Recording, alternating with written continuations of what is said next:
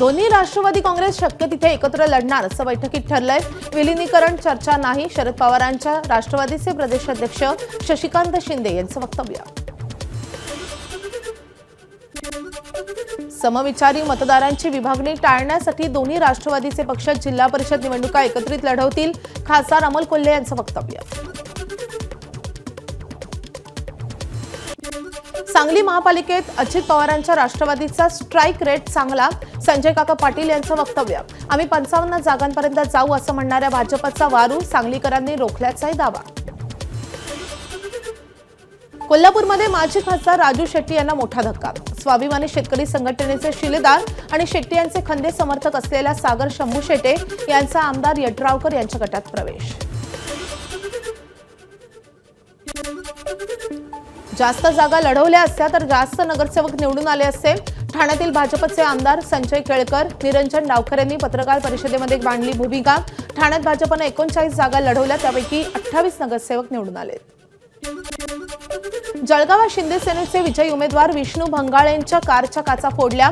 अज्ञातानं दगड मारून काचा फोडल्याची माहिती, काचा फोडण्याचं कारण मात्र अस्पष्ट। शिंदेच्या शिवसेनेच्या पराभूत उमेदवार गणेश मोरेच्या घरासमोर फटाके फोडत शिवीगाळ।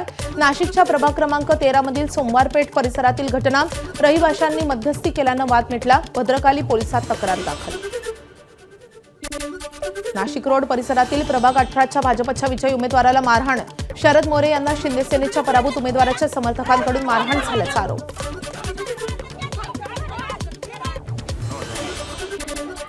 अकोल्यात महापालिका निकालानंतर भाजपच्या 2 गटात जोरदार राडा। भाजपचे प्रभाग 2 ब चे विजयी उमेदवार शरद तुरकर यांच्यावर दगड आणि चाकूने जीवघेणा हल्ला। निवडणुकीत आपलं काम केलं नाही, भाजपमधून पराभूत झालेल्या नितीन राऊत समर्थकांचा आरोप।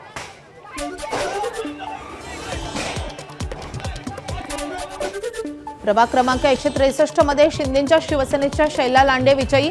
त्यांच्या विजयानंतर कार्यकर्त्यांनी आमच्या दुकानात फटाके फोडले, काँग्रेसचे उमेदवार सोनू जैन यांचा आरोप।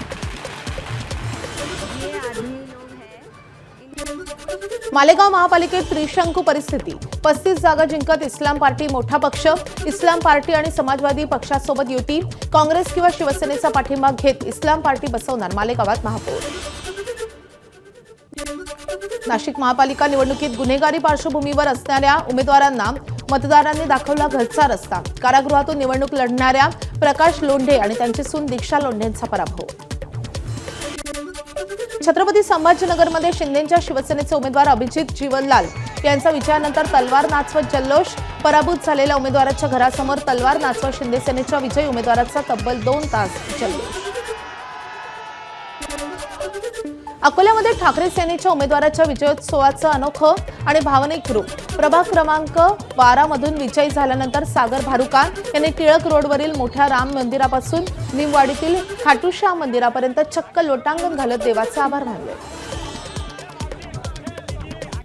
तर पुढील आठवड्यात नगरविकास खाते महापौर पदासाठीची सोडत काढणार आहेत।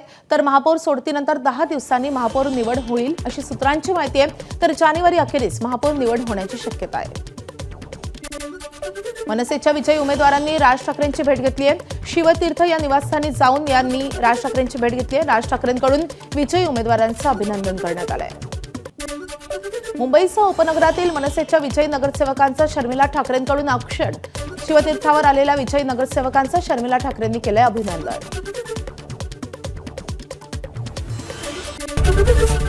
एबीपी माझा, उघडा डोळे बघा नीट।